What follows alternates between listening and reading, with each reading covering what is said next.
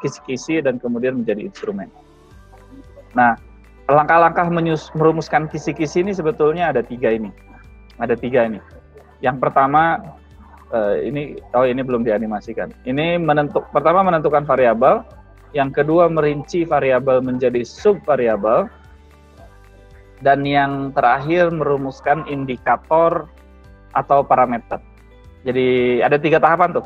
Ini masing-masing kelompok nanti melakukan ini semua. Menentukan variabel, oke lah, kita variabelnya sudah temukan ya.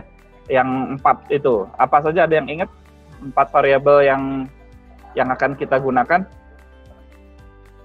Yang 4 nih. Yang 4. Ada yang ingat nggak? Yang pertama materi, yang kedua karakteristik simbol media. Simbol komunikasi. Betul. Kemudian terus apa lagi? Simbol komunikasi itu yang ketiga. Yang keduanya apa ya? Iya, simbol komunikasi itu kalau saya nggak salah yang ketiga. Yang keduanya apa ya? Adaptasi materi. Adaptasi desain pembelajaran. Ya, adaptasi desain pembelajaran. Yang keempat, penggunaan, Pak. Ya, pola penggunaan atau penggunaan. Right. Jadi kalau variabelnya sudah ada 4 itu, maka nanti subvariabel dari masing-masing itu juga sebetulnya sudah ada di PowerPoint yang pekan-pekan yang lalu. Saya lupa lagi pekan keberapa itu, kalau nggak salah pekan ketiga ya. Itu sudah ada di sana.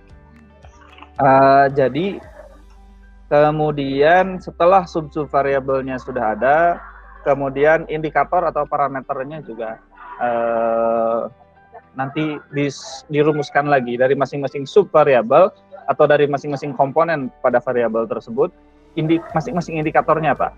Jadi polanya sederhana. Kalau variabelnya ada 4 tadi, dari satu variabel itu nanti dari masing-masing variabel satu variabel bisa jadi ada beberapa subvariabel. Taruhlah 2. Dari satu variabel ada 2 subvariabel. Nanti dari masing-masing subvariabel, jadi 1, kemudian ada 2. Nanti dari masing-masing subvariabel ini juga bisa jadi ada 2 indikator. Minimal 1, tapi ya syukur-syukur bisa banyak. Jadi multiply, berkali 2 terus. Jadi kalau subvariabelnya ada 4, masing-masing variabel ada 2 variabel, maka akan ada 8. Nah, kalau dari 8 itu masing-masing indikatornya ada 2, maka 8 dikali 2 ada 16 indikator. Nah, yang saya akan sampaikan di sini, ini hanya contoh saja. Pada prakteknya nanti, ini nanti setelah selesai mata kuliah ini, ketika teman-teman menyusun rumusan kisi-kisi atau mengembangkan kisi-kisi untuk evaluasi media, bisa saja variabelnya berbeda. Tentunya menyesuaikan dengan kebutuhan, menyesuaikan dengan karakteristik medianya. Jadi menyesuaikan sesuai dengan kebutuhan. Evaluasinya tuh tujuannya untuk apa, maka itu biasanya akan menentukan variabelnya apa saja. Jadi yang selama perkuliahan ini, yang 4 ini sebetulnya basic ya, formalnya ini. Tapi kemudian teman-teman berhak sebetulnya bisa saja mengembangkan sesuai dengan kebutuhan, sesuai dengan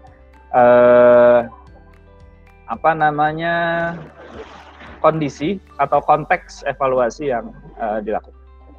Oke, kita lanjut.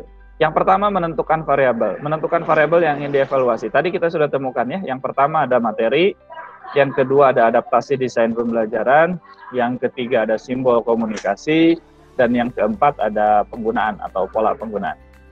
Jadi ini 4 variabel yang tadi kata saya bahwa ini merupakan contoh dan formalnya yang kita gunakan selama perkuliahan ini. Pada prakteknya nanti bisa saja ada Anda melakukan perubahan. Kemudian ini langkah yang pertama. Yang kedua, merinci variabel menjadi subvariabel, komponen variabel. Tadi kita ada berapa? 4. Yang pertama ada materi, yang kedua ada adaptasi desain pembelajaran, yang ketiga ada simbol komunikasi, dan yang terakhir penggunaan, pola penggunaan, Pak. Ada penggunaan atau pola penggunaan. Dari materi ada yang masih ingat nggak? Subvariabelnya apa?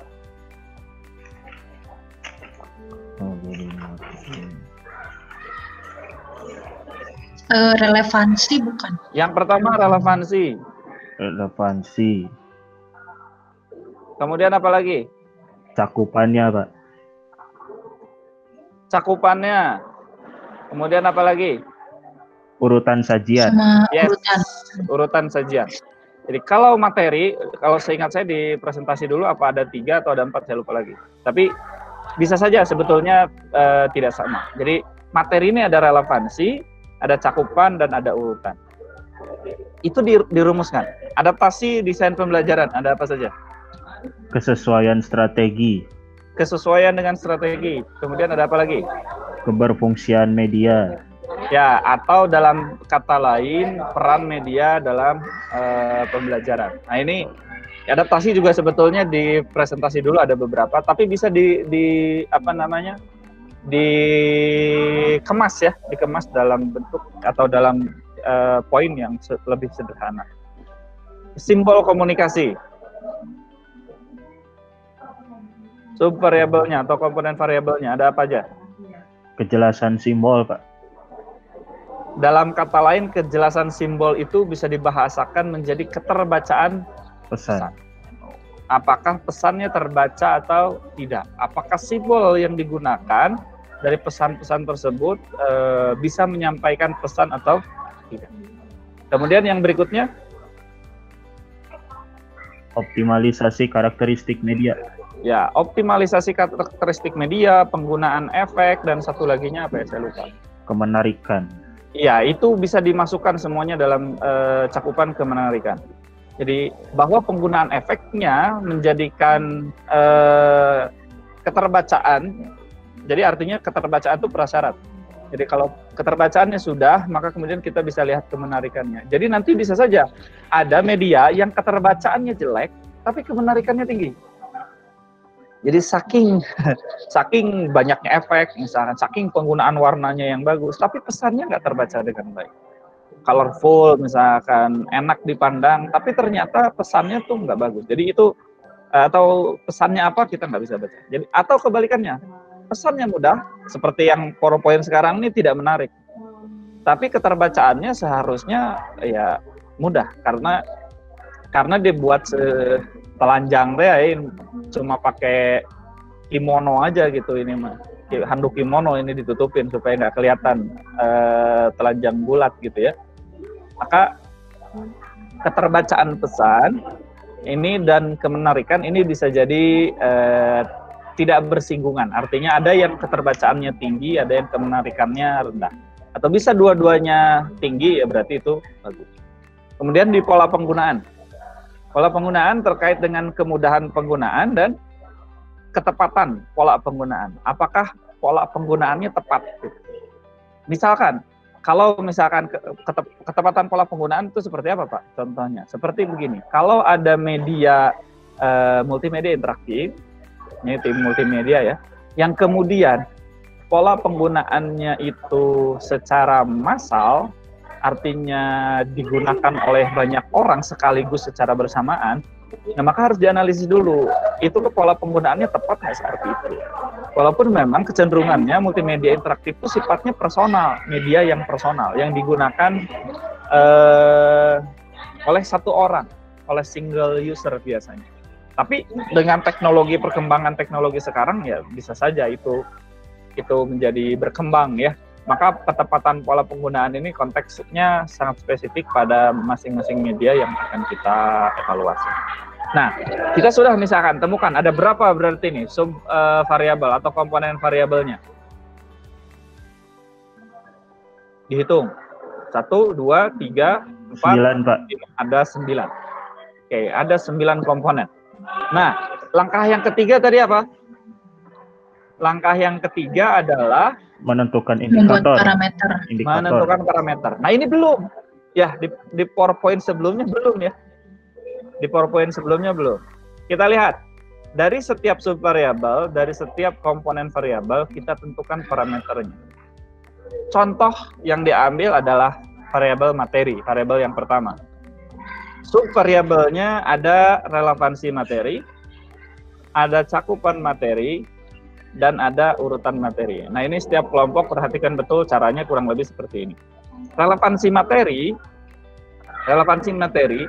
kita bisa tentukan. Misalkan, apa sebetulnya yang bisa menjadi ukuran kita bahwa suatu materi itu relevan atau tidak. Contoh, yang pertama adalah, berarti materinya harus sesuai dengan kebutuhan audiens, target audiens. Contoh, kalau materinya anak-anak SD, maka materi yang disampaikan harus sesuai dengan kebutuhan anak SD. Kalau misalkan isi materinya itu misalkan yang sesuatu yang tidak dibutuhkan, misalkan begini, tentang jenis, kalau jenis-jenis alat transportasi gitu ya, isinya jenis-jenis alat transportasi, itu oke. Tapi kalau kemudian dari situ, dari jenis-jenis alat transportasi itu dirubah atau ditambahkan menjadi, atau yang disampaikan bukan jenis-jenis alat transportasi seperti sepeda motor, ada mobil, ada beca, ada delman, kereta api, perahu atau kapal, kemudian pesawat terbang, helikopter, dan lain sebagainya, itu jenis-jenis alat transportasi. Tapi kalau misalkan yang disampaikannya adalah jenis-jenis mobil, misalkan, maka ini berarti bisa saja tidak terlalu sesuai. Jadi nggak begitu dibutuhkan. Untuk apa anak-anak mengenal, anak-anak SD, apalagi kelas rendah misalkan, mengenal jenis-jenis mobil. Kelas 3 atau kelas 2 SD misalkan, mengenal jenis-jenis mobil. Ada mobil sedan itu ada mobil sedan sport misalkan. Ada mobil mobil 2 silinder, ada 4 silinder, ada 6 silinder gitu ya. Ada mobil transmisi otomatis, ada transmisi manual. Kemudian ada mobil ya macam-macam mobil. Itu tidak begitu dibutuhkan. Maka bisa saja di situ nilainya kemudian tidak begitu tinggi. Harus dilihat dari segi isinya. Kira-kira apa lagi untuk menilai relevansi suatu materi? Ada yang punya ide? Selain harus relevan dengan audiens. Kan di presentasi dulu tuh ada relevansi internal, ada relevansi eksternal. Nah, audiens ini eksternal. Coba kita lihat satu laginya apa? Sesuai dengan kondisi kebutuhan masyarakat, sesuai dengan kondisi masyarakat ya, bukan dengan kebutuhan, sesuai dengan kondisi masyarakat. Jadi sekarang nih yang ada zaman sekarang, tadi contohnya jenis-jenis alat transportasi, ini yang masih ada sekarang nih apa? Jangan kemudian fokus pada yang dari zaman dulu, yang sekarangnya nggak disebutkan. Contoh misalkan zaman sekarang ada alat transportasi yang zaman dulu nggak ada, apa ya? Masih sama ya, alat komunikasi. Nah, kalau alat komunikasi berbeda. Zaman dulu misalkan itu tidak ada telepon seluler, adanya adalah telepon genggam, ya, telepon biasa lah, PSTN. Sekarang ada telepon seluler, kemudian sekarang bisa menggunakan laptop berkomunikasi. Dulu nggak ada komunikasi menggunakan komputer, chatting, web seperti sekarang kita. Maka materi yang disajikan update. Nah, itu kemudian harus terlihat, harus bisa. Ini contoh misalkan ya, indikator, penentuan indikator ini setiap orang, setiap penyusun ini akan berbeda-beda. Contoh misalnya sekarang menurut saya, versinya saya, relevansi materi itu bisa saja cukup 2. Tapi jika misalkan nanti pengetahuan Anda kemudian sudah bertambah, sudah semakin luas, bisa saja kemudian nanti yang menurut Anda relevansi materi itu nggak cukup 2, tapi harus 4, 5 dan seterusnya. Nah, indikator itu menentukan indikator, termasuk tadi menentukan subvariabel juga sama. Jadi ini akan sangat tergantung pada pengembang instrumen, evaluator media. Ini kenapa bahwa sebagai bagian dari prinsip evaluasi itu tidak evaluasi media khususnya tidak ada suatu instrumen yang bersifat ultimate, the ultimate instrumen yang bisa menilai, yang bisa mengakses semua jenis media, semua bentuk media. Karena itu evaluasi media itu umumnya kontekstual. Media apa yang ingin dinilai, maka evaluasinya atau instrumennya bisa jadi akan berbeda. Kisi-kisinya kemungkinan bisa saja sama, tetapi poin-poin tertentu akan berbeda. Nah, ini yang menjadi salah satu pegangan kita. Kemudian yang berikutnya nih, cakupan materi. Contoh indikatornya, keluasan materi. Satu laginya apa? Ada yang bisa nebak gak? Cakupan materi. Ini ada di PPT dulu. Ada keluasan, nggak ada di PPT dulu, nggak ada. Ada materinya tuh cukup luas. Selain keluasan materi, ada apa lagi? Gini, ilustrasinya ya, kalau untuk cakupan materi. Ilustrasinya, kalau Anda cerita tentang manusia prasejarah, manusia purba, kalau misalkan manusia prasejarah di seluruh dunia, maka itu cakupannya luas, atau di benua Asia, maka itu sebetulnya cukup luas, cakupan materinya luas, karena nanti yang akan dipelajari akan sangat banyak. Ada, kalau di Asia ya, misalkan di Asia tuh berarti ada di Indonesia masuk ya, kemudian ada di India, ada di Cina, peradaban manusia prasejarah yang di sana akan terbahas tuh. Manusia titik-titik tikum ya, titik-titik kumpulnya manusia prasejarah itu akan dibahas di sana. Karena materinya luas. Tapi kalau misalkan materinya sempit, itu misalkan hanya di Pulau Jawa saja, maka yes, nggak begitu banyak. Mungkin hanya Pithecanthropus Phalaleo javanicus atau Meganthropus soloensis. Itu apa lagi? Ya pokoknya manusia-manusia purba yang ada, atau manusia-manusia prasejarah yang hidupnya atau berkembangnya di Jawa, di Pulau Jawa. Maka itu menjadi cakupannya sempit. Hanya sedikit, sempit. Nah, selain keluasan, ada lagi satu lagi. Indikator cakupan materi. Ada yang bisa menemukan? Kedalaman. Yes, kedalaman materinya proporsional. Kedalaman materi. Jadi ingat teman-teman, kalau ngomongin soal cakupan materi, ini kalau itu, kan saya selalu bilang, kalau materi itu urusannya hanya dengan dua hal. Cakupan dan urutan. Scope and sequence. Scope and sequence. Apart atau terlepas dari relevansinya ya. Scope dan sequence. Jadi kalau relevansi mah udah prasyarat. Ada scope itu cakupan, dan sequence itu urutan. Nah, scope cakupan ini terdiri dari keluasan. Seberapa luas materinya? Jadi kalau manusia purba se-Asia misalkan, tapi hanya pengenalannya saja, mungkin tidak mendalam.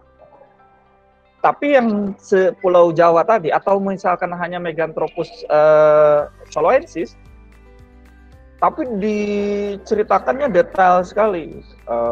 Mata pencahariannya beredar sekitar tahun berapa sampai tahun berapa, kemudian bagaimana peta sebarannya seperti apa, kemudian dari mulai tinggi badannya berapa, karakteristik fisiologisnya ya, karakteristik fisiologis, bentuk badannya seperti apa, kemudian mata pencahariannya bagaimana, dan lain sebagainya.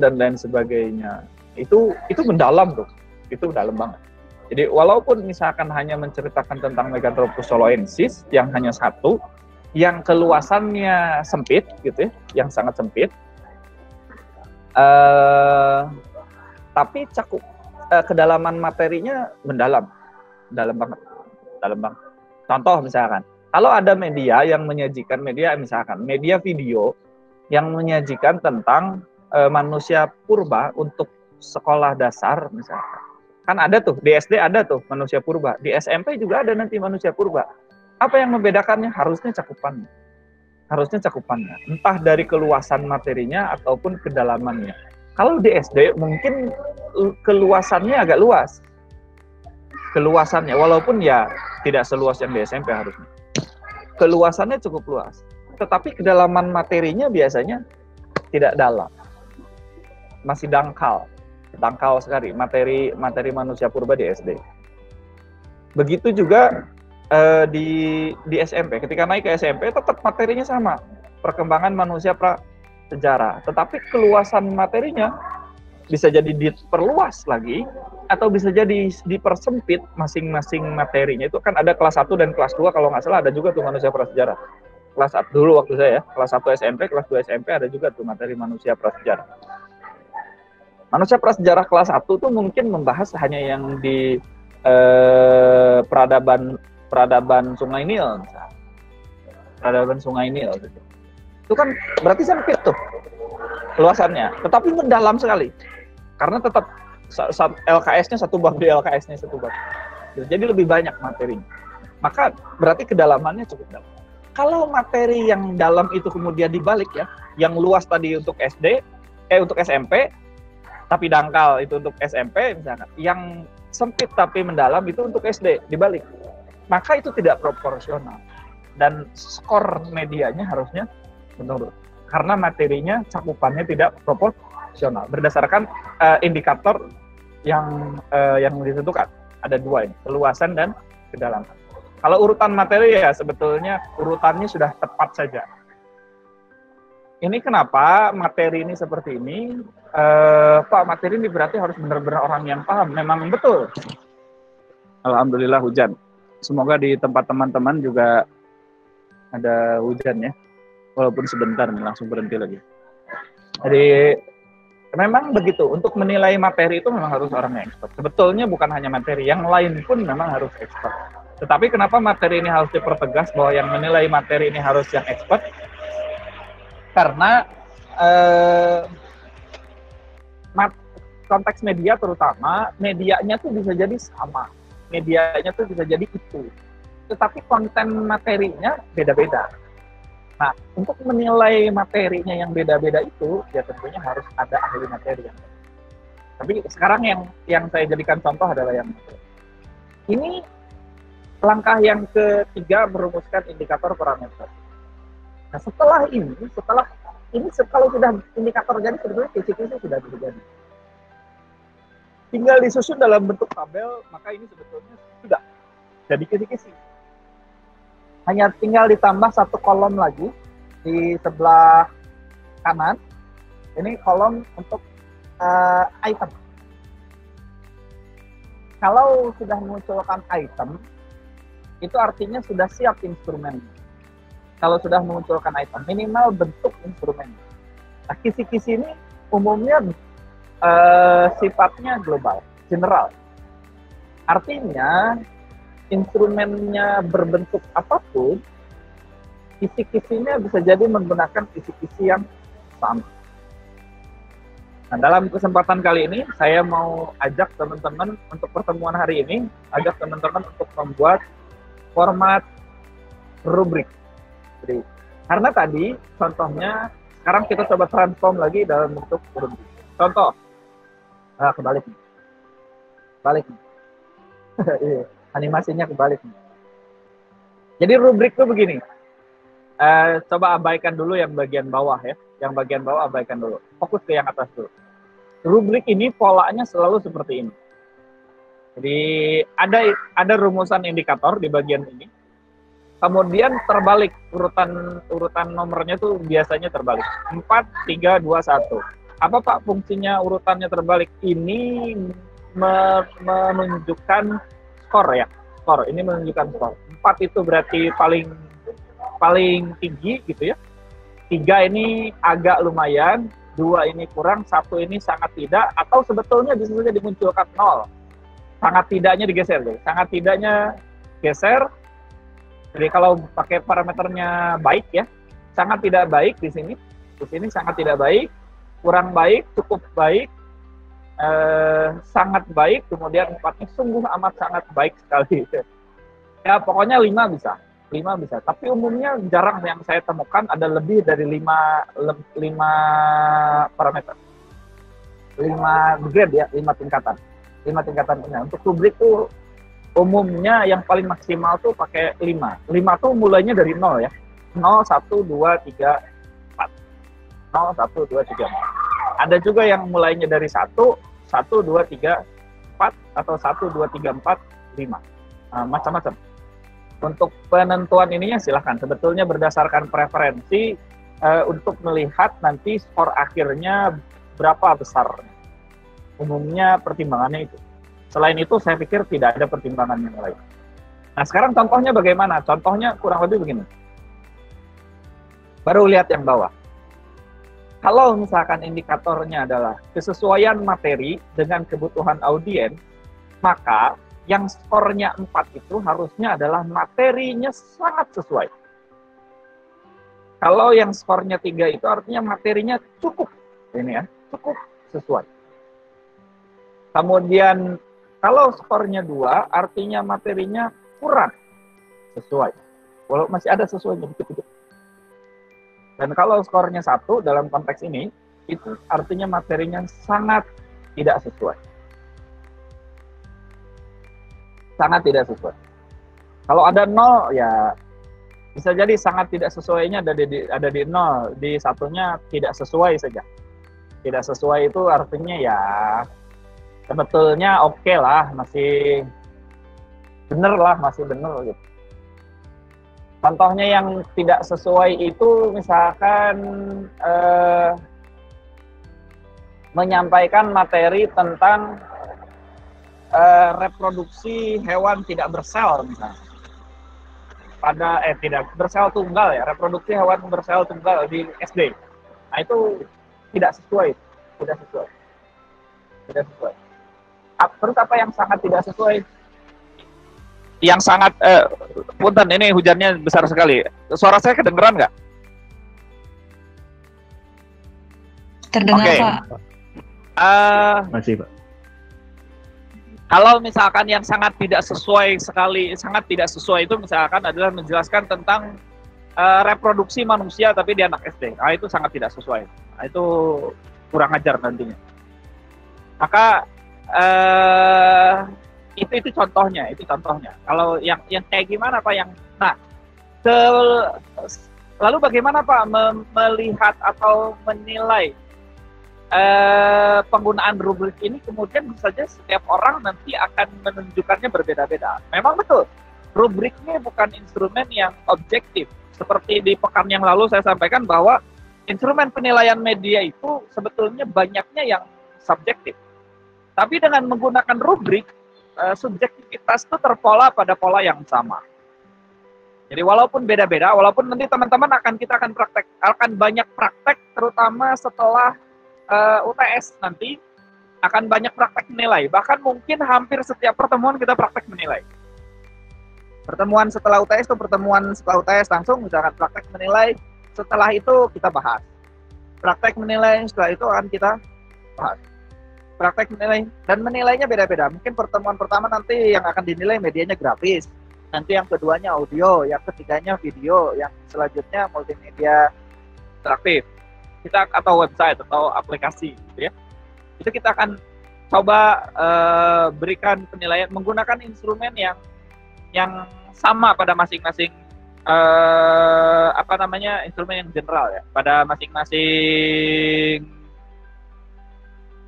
media.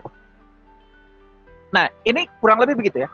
Penentuan jadi yang dilakukan di rubrik itu setelah ada indikator, kemudian dirumuskan dalam bentuk ini disebutnya, saya lupa. Ini disebutnya sebagai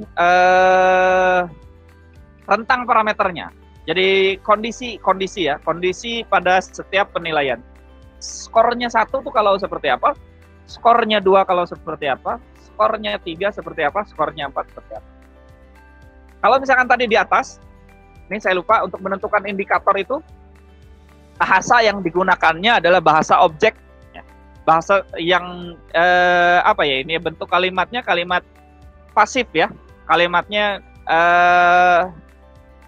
umumnya begitu, bukan begini. Kalau kalimat aktif tuh materi sesuai dengan kebutuhan audiens. Nah, itu kalimatnya kalimat aktif. Kalau ini kalimatnya dibuat kalimatnya kalimat pasif. Biasanya indikator di instrumen itu kalimatnya adalah kalimat pasif. Beda dengan indikator di perencanaan pembelajaran. Di indikator di perencanaan pembelajaran itu sifatnya aktif karena berbasis performa siswa ya, performa siswa. Kalau Anda pernah ikut mata kuliah perencanaan pembelajaran, kemudian bikin indikator yang rumusannya adalah ABCD, maka ABCD-nya itu adalah menggunakan kalimat aktif. Siswa dapat menjelaskan materi tentang manusia purba misalkan dengan tepat. Nah, itu kalimatnya aktif.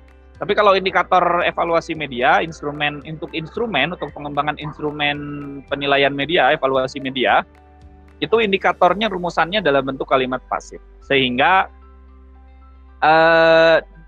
degree-nya, kalau di ABCD itu kan D-nya degree-nya muncul di depan, di awal.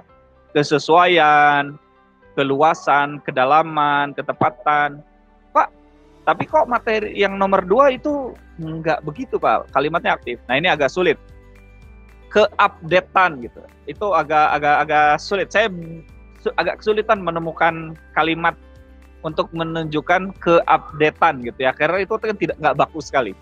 Kecuali ada teman-teman yang punya usul bagaimana caranya keupdatean materi yang disajikan. Itu dalam bentuk kalimat yang lebih baku dan enak untuk dilihat, ya silahkanlah, bisa direvisi. Sementara ini saya menggunakan itu karena belum menemukan redaksi yang tepat. Tapi seharusnya lebih tepat indikator itu menggunakan bahasa atau kalimat yang sifatnya pasif. Maka indikator-indikator yang tadi sudah ditemukan, yang dikembangkan oleh teman-teman, yang kita sebagai evaluator media, kemudian dirumuskan kalau kondisinya seperti apa. Skor 3 tuh kalau kondisinya seperti apa. Skor 2 tuh kalau medianya seperti apa. Skor 1 tuh kalau medianya seperti apa. Contoh, slide terakhir. Pengembangan butir item pada instrumen evaluasi media model rubrik. Indikatornya misalkan indikator 121. Oh ya, saya lupa, ini terkait dengan penomoran. Nah, ini penomorannya akan sangat baik jika mengikuti pola yang seperti ini. Sebetulnya tidak baku, tapi ini yang saya sarankan. Jadi variabel itu ada 1, nanti ada variabel kedua dia 2, subvariabel 1 lagi. Jadi sehingga ketika kita mau mencari indikator 1.2.1, maka akan ketemu 1, 2, 1. Oh, berarti indikator yang ini. Ketika nanti Anda expert judgment instrumen dan kemudian instrumennya kemudian harus direvisi, itu tinggal nanya saja, Pak, butir yang 132 itu harusnya gimana? Lah, kan tidak ada 132. Oh iya, Pak, maaf, maksudnya 123. 123 juga tidak ada. Oh, kalau begitu 131, Pak. Ya, 131 ada. Jadi memudahkan referensi penunjukan. Oke, kita ke sini. Yang digunakan adalah 121. Materi sesuai dengan kebutuhan new normal, kebutuhan siswa dalam kondisi new normal ya, maksudnya begitu. Nah, ini indikatornya harus dicari lagi. Atau tadi istilah yang bagus itu apa? Menggunakan kalimat yang pasif. Dipasifkan seperti apa jadinya? Kesesuaian dengan kebutuhan siswa.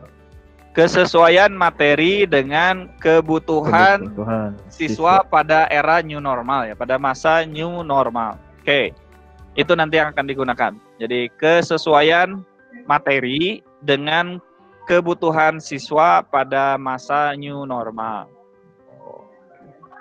Kalau indikatornya ini, kemudian bagaimana 4 itu, kalau skornya 4 itu, kalau materinya seperti apa? Nah, Anda jangan licik ya. Jangan licik, karena kemudian kesesuaian materi. Jadi yang 4-nya itu apa? Materi yang disajikan sangat sesuai. Nanti yang ketiganya, materi yang disajikan cukup sesuai. Yang duanya, materi yang disajikan tidak sesuai. Itu materi yang sangat tidak sesuai. Itu membohongi diri sendiri Anda kalau begitu. Karena sama saja rubriknya tidak bekerja dengan baik karena tidak memberikan parameter yang cukup jelas. Dalam rubrik itu parameter pada setiap skor itu harus memberikan rumusan yang cukup jelas, yang sangat jelas, yang bisa mendisting, jadi ada disting, pembedaan antara skornya 3 dan skornya 4, walaupun berbasis subjektif. Jadi menurut pendapat saya sama menurut pendapat Hilman bisa saja berbeda, tapi berdasarkan satu rujukan yang sama. Contoh misalkan begini. Skornya 4 jika materi yang disajikan memberikan pemahaman perilaku new normal di lingkungan sekolah, rumah, dan tempat umum, tempat publik, public area. Kan beda tuh prosedur protokol kesehatannya di sekolah, walaupun sama-sama 3M misalnya. Ada 3M itu kan mencuci tangan, menjaga jarak, dan memakai masker. Nah ini masker saya, mana masker saya? Oh ini dia, masker saya. Saya simpan dulu supaya nggak mengganggu mikrofon. Dan karena tidak ada orang-orang di sekitar saya, jadi insya Allah nggak apa-apa. Nggak sambil makan juga. Ya. Di lingkungan sekolah, di tempat, di rumah, dan di tempat umum. Skornya 3, ini contohnya medianya tentang new normal ya, tentang kebiasaan AKB, adaptasi kebiasaan baru. Memberikan pemahaman perilaku new normal atau AKB di salah satu, harusnya dua, maaf. Ini di dua lingkungan, apakah di sekolah dan di rumah gitu ya, atau di sekolah dan di tempat umum lainnya. Tapi kalau menyajikan 2 maka skornya 3. Begitu. Ini harusnya 2. Ini kesalahan redaksi. Saya rubah dulu biar direct ya. Biar langsung sekarang. Di salah 2, ya saya bahasanya salah 2 aja dulu deh, supaya ini, ya di salah 2 harus dirubah, nanti harus dirubah. Di salah 2 lingkungan antara sekolah, rumah, dan tempat umum. Jadi kalau tidak ada salah satunya maka skornya 3. Karena tuntutan materinya ini harus lengkap berdasarkan peraturannya gitu ya, peraturan adaptasi kebiasaan baru, bahwa siswa SD itu atau siswa sekolah itu harus diberikan bekal materi bagaimana protokol kesehatan atau adaptasi kebiasaan baru di tempat-tempat, baik itu di sekolah, di rumah, maupun di tempat publik. Gitu ya. Nah, skor 2 kalau hanya salah satu. Hanya salah satu saja. Kalau ternyata materinya hanya menjelaskan di sekolah saja, berarti itu skornya 2. Kalau materinya hanya di tempat umum saja, itu skornya 2. Karena tuntutannya misalkan ini ada harus 3-3-nya. Gitu ya. Jadi kalau hanya salah satu skornya 2, tetap dikasih skor karena ada bagusnya. Nah, ini kalau tidak memberikan pemahaman perilaku new normal di lingkungan sekolah, di rumah, dan di tempat lain. Artinya nanti bisa perbedaannya begini. Ada materi yang memberikan bagaimana adaptasi kebiasaan baru, tapi secara umum. 3M-nya itu secara umum, tidak spesifik menyebutkan di lingkungan sekolah bagaimana, di rumah bagaimana, di tempat umum bagaimana. Nah, kalau materinya seperti itu, bisa saja nanti ada perbedaan pendapat antara satu penilai dengan penilai lain. Satu penilai bisa saja menganggap bahwa kalau materinya begitu, itu masuk tuh yang skornya berarti 1. Karena tidak menyebutkan lokasinya. Apakah dia di sekolah, apakah di rumah, dan di tempat umum lain, tidak menyebutkan. Tapi mungkin nanti ada pakar lain yang berpendapat bahwa menurut saya itu ada di skornya harusnya 2. Kenapa 2? Alasannya karena dia menyebutkan 3M-nya saja itu sudah paling setidaknya dapat dipraktekkan di salah satu tempat. Gitu. Walaupun tidak secara eksplisit menyebutkan tempatnya. Taruhlah mungkin itu di tempat umum. Ya, kalau ke tempat umum manapun, di stasiun, di transportasi umum gitu ya, atau di tempat manapun, di pasar dan lain sebagainya. Jadi Itu hal yang wajar. Itu hal yang wajar. Jadi perbedaan karena subjektivitasnya itu tadi tetap ada, akan tetapi rumusannya atau rujukannya pada rujukan rubrik yang sama. Nah, ini contoh rubrik yang bagus, yang standar, bukan ya saya nggak dia bilang bagus tuh karena saya yang buat ya, walaupun redaksinya masih acak-acakan. Jadi yang standarnya rubrik tuh cara buatnya seperti ini. Maka kontekstual berdasarkan konteks materinya. Dan kemudian tetap memberikan ruang bagi pakar untuk ya memberikan pendapat sesuai dengan kepakaran. Jadi sah-sah saja seperti itu. Oke, sampai di sini ada yang mau ditanyakan? Oh ya, walaupun ininya polanya tidak harus jumlahnya. Seperti ini kan di sini jumlahnya ada 3, di sini jumlahnya ada 2, di sini jumlahnya 1, di sini jumlahnya 0. Tidak selalu seperti itu. Misalkan bisa saja dalam bentuk ini kan berarti kelengkapan komponen ya. Kelengkapan komponen bisa saja misalkan begini. Yang 4 ini kalau urutan ya, misalkan kalau urutan. Materi yang disajikan sesuai urutan yang yang terstandar. Misalnya sesuai urutan standar, ada urutan standarnya dalam suatu apa ya? Misalkan materi yang disajikan sesuai dengan urutan resep, misalnya kalau resep sesuai dengan urutan resep dan berhasil misalnya. Yang 3 ini misalkan tidak sesuai dengan urutan tapi berhasil. Yang kedua ini tidak sesuai urutan dan kurang berhasil. Nah, yang 1 ini bisa atau tidak ada skor 1. Jadi bisa begitu. Tidak ada skor 1 untuk parameter ini. Sah seperti itu, bisa saja. Jadi itu beberapa bentuk dari indikator dan indikator rubrik yang dirumuskan dari indikator. Nah, pertemuan kali ini saya hanya akan menyajikan tentang rubrik saja. Ada yang mau ditanyakan?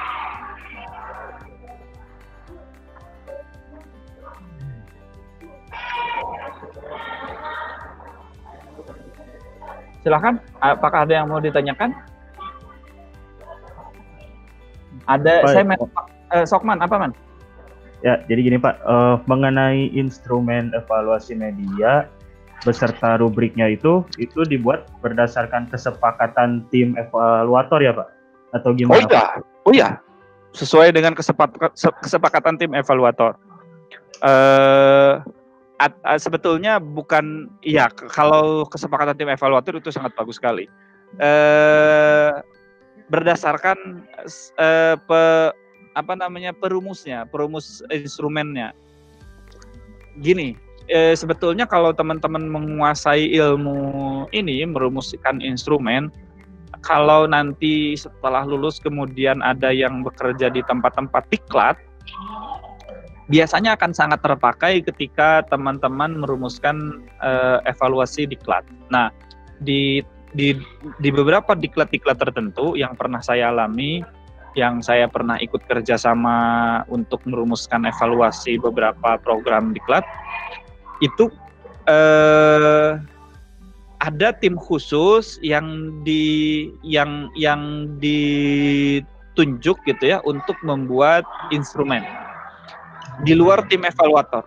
Jadi tim evaluatornya itu nanti ada orang lain. Jadi pelaku pengevaluasinya itu ada orang lain. Yang membuat evaluasinya ada tim khusus. Tim rumus evaluator. Nah, dalam konteks sekarang karena kita kan masih single fighter ya. Masih ya kita yang membuat all in. Dari mahasiswa Tekmen kudu bisa all in. Dari mulai hulu sampai ke hilirnya harus bisa. Dari mulai membuat instrumennya sampai melakukan evaluasinya, sampai membuat laporan evaluasinya, ya harusnya bisa.